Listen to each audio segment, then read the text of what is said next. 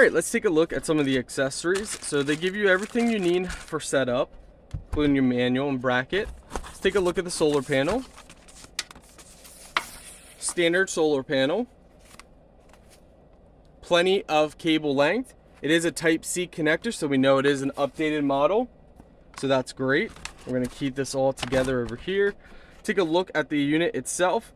So the power button, it is inside. I like that they make it clear for everyone, you know, how to use it. Tilt it down.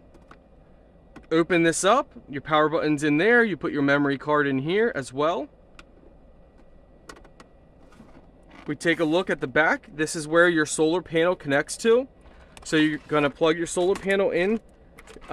You can actually take this off like this, put this little rubber piece back down, and place your panel in like this, and then set your panel up wherever you get the most sunlight.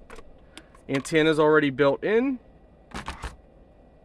You're gonna thread this piece off the back, and this is gonna allow you to slide open. You can put your bird seed down inside here, and then it will fall and go on the front tray.